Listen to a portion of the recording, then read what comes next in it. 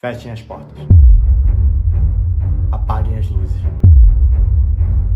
Façam suas malas. E fujam. Sim, o Brasil vai entrar em crise. Ou será que não? Será que é apenas exagero do mercado financeiro? Será que os economistas estão errados e o Brasil vai melhorar em 2025? E onde que eu invisto para me proteger em todos esses possíveis cenários? Tudo isso eu vou responder nesse vídeo de hoje, então fica até o final para você entender. E eu espero que ano que vem termine em pizza.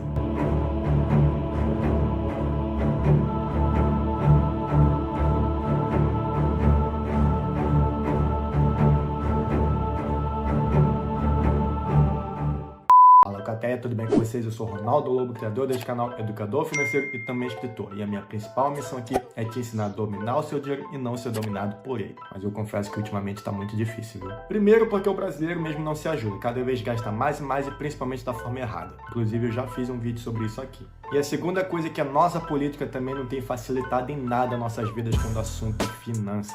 É verdade. Se você está por fora do que está acontecendo na nossa economia, eu vou dar uma resumida para você. Alguns dias atrás, Fernando Haddad, ministro da Economia, anunciou um novo projeto de corte de gasto do governo. E nesse novo projeto veio algumas medidas, como a isenção de imposto para quem ganha até R$5.000, aumento de imposto para quem ganha mais de R$50.000 mensais, o aumento do salário mínimo, fim dos salários acima do teto constitucional, atualização dos beneficiários de programas sociais, mudança na aposentadoria e pensão dos militares e a fixação de idade mínima de aposentadoria para os militares. E a projeção do governo é que com esse novo pacote ele consiga economizar até R$70 bilhões. Tá longe de ser o que a gente realmente precisa, mas pelo menos é um começo. Mas lembrando que isso é apenas um projeto que pode ser aprovado ou não, e se realmente for aprovado só entra em vigor a partir de 2026. Mas apesar da ideia por trás dessas novas medidas serem até boas, os economistas e o mercado financeiro não gostaram nem um pouco delas. E eu vou te explicar o porquê. A primeira coisa é que essas medidas não atendem às expectativas do mercado e não prometem reduzir a dívida pública em relação ao PIB.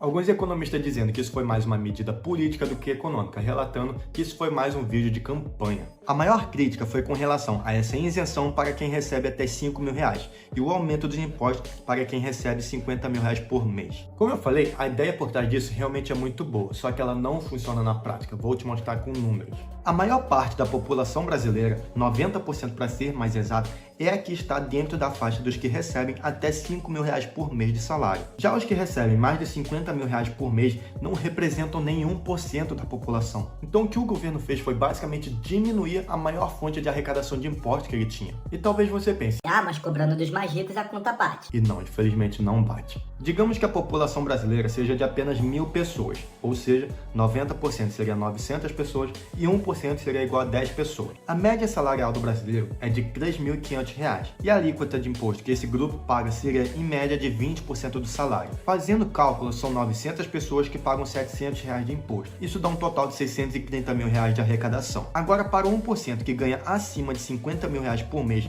supondo que eles pagassem até 30% de imposto, isso daria R$15.000. Multiplicando por 10 pessoas, daria apenas R$150.000 de arrecadação. Uma diferença de R$480.000 com relação ao grupo anterior. Agora imagine isso multiplicado por milhares, que realmente é a população real do Brasil. Isso daria aproximadamente R$100 bilhões que deixariam de ser arrecadados pelo governo se esse projeto for aceito. Entenda que o que o mercado questiona não é os pobres pagarem menos imposto, isso realmente seria bom demais. Mas o problema é que cobrar mais dos ricos não funciona, eu acabei de te mostrar. De onde você acha que o governo iria cobrir o déficit de arrecadação? Provavelmente aumentando os impostos sobre as empresas. E o que você acha que as empresas vão fazer para cobrir esse aumento das taxas? Certamente que aumentando os preços dos seus produtos, aumentando toda a inflação do país. Logo você vê que fica numa soma nula ou até pior para os próprios pobres, que acham que estão pagando menos imposto, quando na verdade estão pagando mais, achando que estão sendo beneficiados. Além do mais, aumentar o imposto sobre os super ricos é um tiro no pé, porque são essas pessoas que na maioria das vezes são grandes empresários que criam empresas e geram empregos no país, movimentando a economia, fazendo negócios e etc. E aumentar o imposto sobre eles, você corre o risco desses empresários saírem do país levando todo o seu negócio junto. Entenda que eu não estou dizendo que o que eles fazem é certo ou errado. Isso é um fato, isso acontece você concordando ou não. O mundo vai continuar sendo real independente da minha ou da sua opinião. Não é à toa que o Brasil é o 6º país que mais perde milionários no mundo. Então o que seria o certo? Simples, quando você está com um problema financeiro, você tem duas soluções. Ou você aumenta seus ganhos, ou você diminui os seus gastos. Mas o que o governo quer fazer é justamente o oposto. Com esse novo pacote, eles estão diminuindo os ganhos e aumentando mais os seus gastos. E aí, meu amigo, não tem conta que bate. A crise vai chegar se continuar assim. A vontade de rir é grande, mas a de chorar é maior. Por isso, todos os economistas estão dizendo que essas novas medidas não ajudam no controle de corte de gastos e são insuficientes para enfrentar o déficit fiscal do país. E que, na verdade, se uma medida realmente ousada de corte de gastos, é provável que esse déficit fiscal continue crescendo. Por isso que a insegurança do governo continua. Mais uma vez explicando, o problema não é a isenção dos R$5.000. O problema é que a gente não está vendo nenhuma contrapartida para equilibrar a balança. Entendeu? E isso são respostas que dificilmente vamos ver porque elas não são vistas com bons olhos, que podem comprometer a reeleição do atual partido. E obviamente, diante desse todo o cenário, o mercado financeiro reagiu a isso. E antes de começar a falar sobre quais foram as reações do mercado, eu quero que você entenda que ele não avalia a intenção e qual foi o propósito das medidas. Ele simplesmente avalia quais foram os impactos na economia e o que isso tudo pode causar. Por isso, a primeira reação logo de cara foi o dólar batendo R$6, justamente por ter frustrado o mercado e quebrado as expectativas em relação às decisões políticas. E segundo alguns analistas, como a economia do Brasil vai continuar estável no próximo ano, é provável que o dólar continue subindo. O raciocínio por trás desse aumento do dólar é o seguinte: todo investidor sempre opta por rentabilidade e segurança. E quando ele olha para o Brasil, ele observa que não está tendo nem rentabilidade, muito menos tendo segurança com todas essas decisões do governo. Por isso, eles retiram seu dinheiro desse país e optam por economia mais estáveis, e a principal é a americana. Então, muitos investidores retirando dinheiro do Brasil e colocando dinheiro nos Estados Unidos fez o nosso real se desvalorizar e o dólar se valorizar. Se você ainda não entendeu, é só lembrar da lei da oferta e demanda. Mais gente vendendo real, o preço do real abaixa, e mais gente comprando dólar, o preço do dólar sobe. E é isso que está acontecendo. E o problema dessa subida do dólar é que a nossa inflação sobe, porque muitos dos produtos que nós comercializamos têm o dólar envolvido. Então, o dólar mais caro acaba deixando nossos produtos mais caros. Sem falar que o aumento do dólar aumenta também o preço dos combustíveis, que aí aumenta o preço do transporte e, obviamente, aumenta o preço de tudo também. E quem viu meus vídeos anteriores sabe que o aumento da inflação aumenta também a taxa de juros, deixando os empréstimos e financiamentos mais caros também, dificultando ainda mais o seu sonho da casa própria e do carro próprio. E tudo isso a gente fala pensando muito no futuro, né? Mas existe uma coisa chamada expectativa de mercado, que é o seguinte: uma notícia sai na mídia e os investidores já se antecipam, tomando algumas decisões para se proteger. Pense que é uma questão de sobrevivência. Se sai uma notícia que uma tempestade está vindo para a sua cidade, é normal que você vá no mercado e compre coisas para questão de sobrevivência para você armazenar na sua casa. Resumidamente, no mercado financeiro é a mesma coisa. Quando uma notícia da economia sai, os investidores já se antecipam e começam a tomar algumas decisões para se proteger diante do possível cenário que pode vir. E com toda essa possível crise de inflação maior, dólar mais caro e juros maiores, é provável que alguns investidores, empresas e até o Banco Central já comecem a se antecipar e tomar algumas atitudes. Inclusive, hoje que eu estou gravando esse vídeo, o Banco Central já aumentou a taxa Selic. Aí a gente levanta outra questão: será que se todo mundo se antecipar ao mesmo tempo, essa crise não pode chegar mais rápido do que a gente está prevendo? Tá, eu sei que isso parece um cenário totalmente caótico, parece que o apocalipse vai vir, Terceira Guerra Mundial, mas tem como você tirar proveito de tudo isso e eu já vou te explicar. A gente vai viver!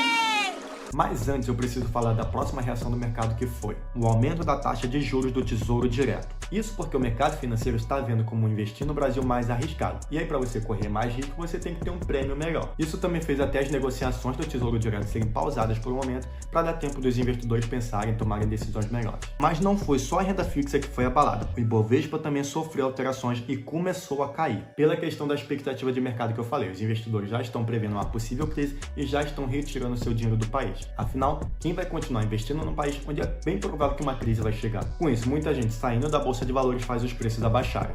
Aí, diante de todo esse cenário apocalíptico, você deve estar pensando: meu Deus, até quando isso vai durar? Realmente vale a pena investir no Brasil? A verdade é que muito se esperava dos investimentos nesse ano, principalmente lembrando do desempenho que tivemos no ano passado, com a Bolsa subindo 22%, o dólar mais ou menos controlado, um forte aumento da entrada de investidores estrangeiros e a taxa de juros também estavam mais ou menos no patamar normal do país. Então, o que fez o trio desandar em 2024 para tudo ficar tão ruim assim? Aí, novamente, a gente tem que olhar para a política, pois com gastos elevados, mudanças no arcabouço fiscal, queda da confiança do governo, aumento da inflação e aumento das taxas de juros. Isso levou os investidores, todo mundo a sair do Brasil.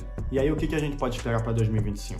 Nos vídeos que eu fiz sobre eleições dos Estados Unidos e também do Bitcoin, eu explico como a economia mundial afeta a nossa. E também expliquei como a nossa relação política e econômica com os Estados Unidos está comprometida, porque Lula e Trump não se dão muito bem, então é provável que não haja muitos acordos. Então isso já é a primeira coisa que podemos esperar para o ano que vem, um afastamento com o comércio americano. E aí vai levar todas aquelas situações que eu já mencionei, aumento do dólar, aumento da inflação e aumento da taxa de juros. Por outro lado, o Lula está se aproximando mais do BRICS, o que pode aumentar o nosso comércio com esses países, principalmente a China, que atualmente é a nossa maior fonte de negociações. Isso até favorece as nossas empresas que têm esse tipo de negócio. Meu Deus, Ronaldo, fala logo, vale a pena investir no Brasil ainda? Sim, vale. Ué, mas você acabou de fazer um vídeo todo falando que a alienígena vai chegar, que Jesus vai voltar, que não sei o quê. Sim, isso realmente é verdade, o Brasil está em crise. E se você tem um olhar de curto prazo, de até 5 anos, realmente não vale a pena investir aqui. Mas isso é o que diferencia investidores de apostadores.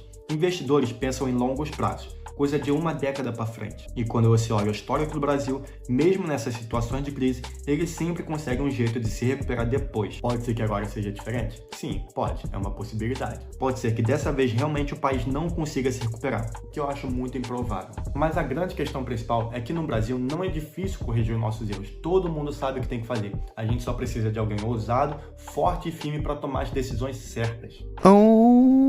E aí, nesse momento de crise toda, eu lembro de uma frase do Warren Buffett: compre ao som de canhões e venda ao som de violinos. O que ele quer dizer com isso? Que em momentos de crise, quando está tudo um caos nos investimentos, é onde surgem as oportunidades de compras, pois tudo fica mais vantajoso, como ações mais baratas e a renda fixa pagando mais juros. Já quando a economia está perfeita, seria a hora de vender, porque tudo já ficou mais caro, e aí seria a hora de você fazer os seus lucros. E aí quando a gente olha para o Brasil, a gente vê que aqui realmente é esse cenário de canhões. Ah, Ronaldo, então é isso que você tá fazendo, né? Não. Ai, meu Deus, como assim? Tô entendendo nada. Apesar dessa teoria de compra na baixa, vende na alta ser muito bonita, na prática ela é bem diferente. Existe muito planejamento, estratégia e principalmente comportamento envolvido. Então o que eu tô fazendo? Nada diferente do que eu faço desde 2017. Tenho 25% da minha carteira em ações, 25% em fundos imobiliários, 25% em ações internacionais, 5% em Bitcoin e 20% em renda fixa. Tá certo que agora nesse segundo semestre deu uma bagunçada, porque as ações caíram, o fundo imobiliário caiu, criptomoeda subiu, então as porcentagens acabaram mudando, mas eu vou corrigir isso. Então o que eu faço na minha carteira é basicamente isso, eu só vou adequando as porcentagens conforme eu estipulei lá no começo. Essa é a minha estratégia, eu não vou mudar. E não é porque o Bitcoin tá subindo, a bolsa americana tá caindo, o Brasil tá em caos, que eu vou me emocionar, eu vou querer comprar mais caro aqui, comprar mais barato ali, mudar um monte de coisa. Nada disso vai me abalar. Eu vou manter meus aportes bonitinho, respeitando a minha estratégia. E é o que você deve fazer também. Ah, Ronaldo, mas e se o país quebrar? Se o país quebrar, eu vou estar lá naquele grupinho que é aqueles que sobrevivem à quebra. Investir é simples, as pessoas que têm mania de dificultar tudo. Mas vamos lá, eu sei que tem gente que está começando agora e realmente quer aproveitar algumas oportunidades para começar. Então aqui vai as oportunidades que vai surgir no ano que vem. O senhor está anotando? Sim, senhor. Vou pedir isso na prova. Primeiro, as taxas de juros vão subir, então opções de renda fixa vão render mais, e isso torna os ativos pós-fixados mais rentáveis. Segunda coisa, a bolsa de valores possivelmente vai cair, e isso dá chance para quem quer começar a comprar mais barato. Quais setores eu investiria? Os mesmos sempre: energia, banco, saúde, exportadores e tecnologia. Os 3 primeiros porque são setores perenes aqui no Brasil, então independente do cenário eles conseguem se manter. E os 2 últimos porque eles se beneficiam com o aumento do dólar, que a gente sabe que vai aumentar mais. Quanto aos fundos imobiliários, com o aumento das taxas de juros, os fundos imobiliários de tijolo sofrem porque ficam mais caros para investir nesse setor e também aumenta a inadimplência. Isso faz com que a cota desses ativos fiquem mais baratos, porque muitos investidores vão sair deles pensando em opções mais rentáveis. Já os fundos imobiliários de papéis começam a render mais, porque o aumento dos juros fazem eles renderem mais. Resumindo tudo, não se desespere. Crie a sua estratégia, faça seu planejamento e aproveite as oportunidades conforme elas forem surgindo no caminho. Bom, assim eu vou terminando mais o vídeo. Eu espero ter atendido as suas expectativas, diferente de algumas pessoas, e ter respondido todas as suas dúvidas quanto a esses assuntos. Mas caso você tenha ficado com alguma ainda, não deixe de comentar, porque vai ser um prazer enorme te ajudar. Assim eu vou me despedindo por aqui. Te vejo no próximo vídeo. Valeu!